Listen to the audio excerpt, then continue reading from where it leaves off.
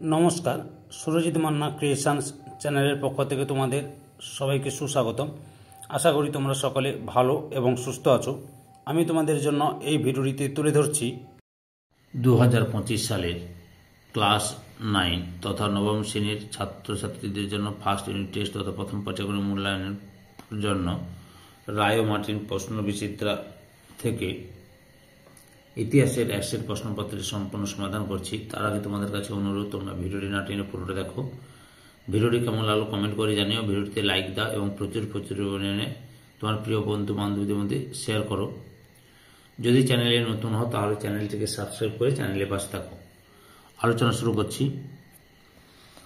7 নম্বর model set Belda প্রভাতী বালিকা বিদ্যাপীঠ এই স্কুলের প্রশ্নপত্র সেটটি আলোচনা করছি। একের দাগে সঠিক উত্তরটি বেছে নিয়ে লেখো। প্রথম প্রশ্ন, ফ্রান্সকে ভ্রান্ত অর্থনীতি জাদুঘর বলেছিলেন? অপশান ডিতে অ্যাডাম স্মিথ। 2 নম্বরে ফরাসি বিপ্লবের সময় ফ্রান্সের রাজা ছিলেন? অপশান সিতে ষোড়শ লুই। 3 নম্বরে বাস্তি দুর্গের পতনের তারিখটি ছিল হলো? অপশান বিতে অপশান সিতে 1789 সালে 14 জুলাই। 4 নম্বরে টিলসিলের সন্ধি স্বাক্ষরিত হয়েছিল? অপশান বিতে ফ্রান্স ও রাশিয়ার মধ্যে। 5 নম্বরে ফরাসি চার্জ আদায় করত? অপশান ডিতে টাইট। 6 নম্বর জাতিসংঘের যুদ্ধ নামে পরিচিত? অপশান বিতে লিপজিগের যুদ্ধ। 7 নম্বরে পোড়ামাটির নীতি অনুসরণ করেছিল? অপশান বিতে রুশোরা। 8 নম্বরে দ্য স্পিরিট অব লজ গ্রন্থটি লিখেছে? অপশান বিতে মন্তেস্কু। 9 নম্বরে কোন সন্ধির পর নেপোলিয়ন সিংহাসন ত্যাগ করে এলবা দ্বীপে নির্বাসিত হন? অপশান এতে ফন্টেব্লুয়ের সন্ধি। 10 নম্বরে সোশ্যাল কন্ট্রাক্ট গ্রন্থের রচয়িতা হলেন? অপশান এতে রুশো। এর বাম স্তম্ভ এবং ডান স্তম্ভ লক্ষ্য করো। 1 নম্বর স্পেনীয় ক্ষতই আমার পরাজয়ের মূল কারণ, সিতে নেপোলিয়নের উক্তি। 2 নম্বরে এনটেন্ডেন্ট এতে অর্থলোলুপ নেকড়ে। 3 নম্বরে কাঁদিদ বিতে ভলতেয়ার। 3 দাগে নিচের প্রশ্নগুলির 2-3টি বাক্যে উত্তর দাও, যে কোনো 4টি। প্রথম প্রশ্ন রয়েছে পোশাকি অভিজাত কাদের বলা হয়? সপ্তদশ অষ্টাদশ শতকে ফ্রান্সের রাজারা অর্থের বিনিময়ে কিছু প্রশাসনিক পদ বিক্রি করেন। সমাজের তৃতীয় শ্রেণীভুক্ত বুর্জোয়া বা মধ্যবিত্তরা এই পদগুলি নিয়ে অভিজাত হয়েছিলেন। এদের কর্মসূত্রে অভিজাত বা পোশাকি অভিজাত বলা হতো।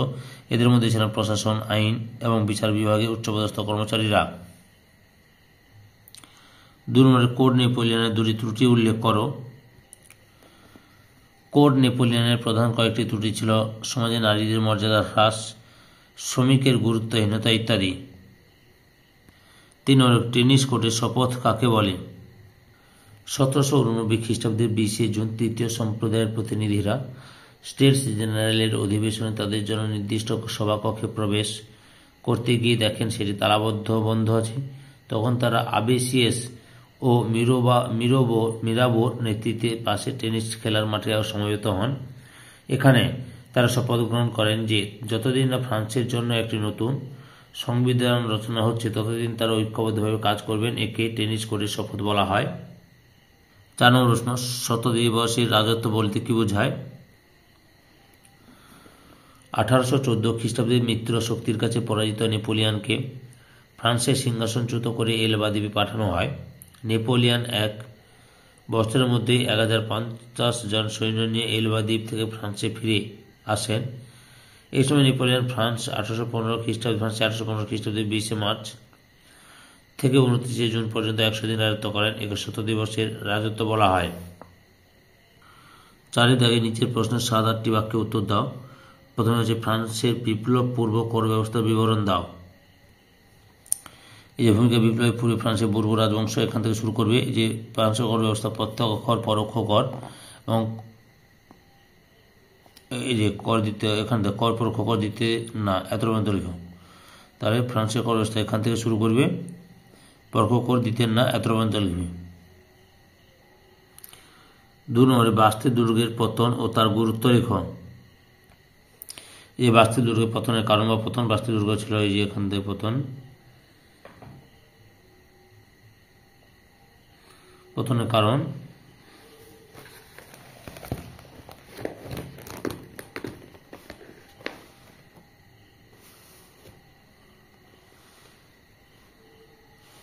তারপরে গুরুত্ব,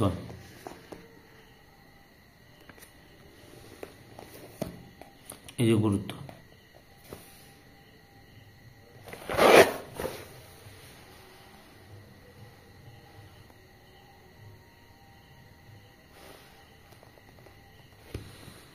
দিয়েছিল এত পর্যন্ত লিখতে হবে, বুঝতে পেরেছ?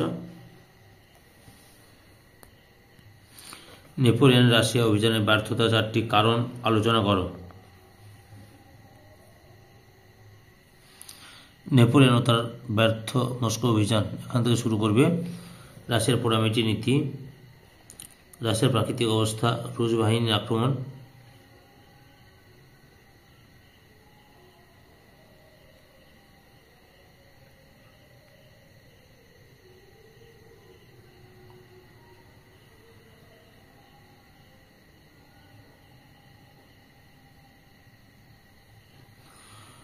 গুজবের প্রভাব,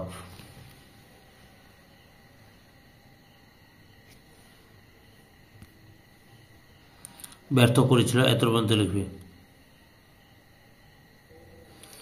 চারদিকে বিপ্লব পূর্বে ফ্রান্সকে কে কেন রাজনৈতিক কারাগার বলেছেন?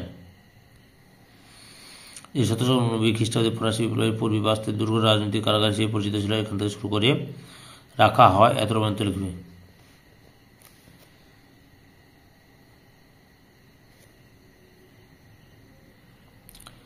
পাঁচটি থেকে নিচের প্রশ্নের 15-16টি বাক্যে উত্তর দেওয়া যে কোনো একটি।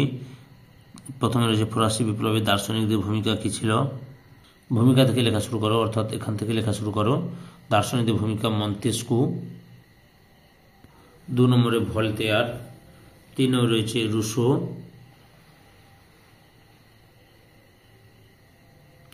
4 নম্বরে রয়েছে দিদেরো ও এলেমবার্ট, 5 নম্বরে রয়েছে ফিজিওক্র্যাটস।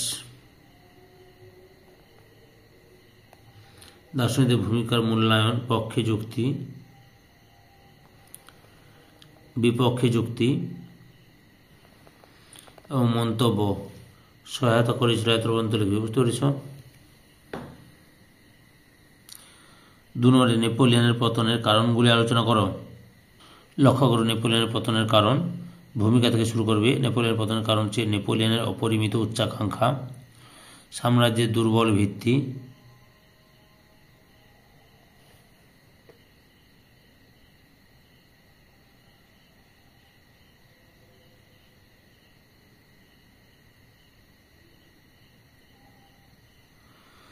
স্বৈরাচারী শাসক, মহাদেশীয় অবরোধ প্রথা, ধর্মীয় বিবাদ, স্পেন ও মস্কো নীতি, ইংল্যান্ডের বিরোধিতা, জাতিসমূহের যুদ্ধ এবং উপসংহার। অবশেষে 1821 খ্রিস্টাব্দে এই দ্বীপে নেপোলিয়ন মৃত্যু হয়। এত পর্যন্ত লিখবে। এই ভিডিওর লাস্ট প্রশ্ন, ফরাসি সংবিধান সভার কার্যাবলী আলোচনা করো। ভূমিকা থেকে শুরু করো। সংবিধান রচনা, সংবিধান সভার কার্যাবলী, সামন্ত প্রথার বিলোপ, তারপর ব্যক্তি ও নাগরিকদের অধিকার ঘোষণা, সংবিধান সভার সংস্কার কার্য, শাসনতান্ত্রিক সংস্কার, অর্থনৈতিক সংস্কার, বিচার বিভাগীয় সংস্কার, ধর্মীয় সংস্কার,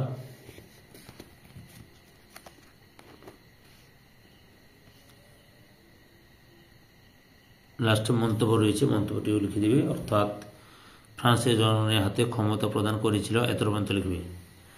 সম্পূর্ণ ভিডিওটি দেখে আমার চ্যানেলে পাশে থাকার জন্য তোমাদের সবাইকে অসংখ্য অসংখ্য ধন্যবাদ।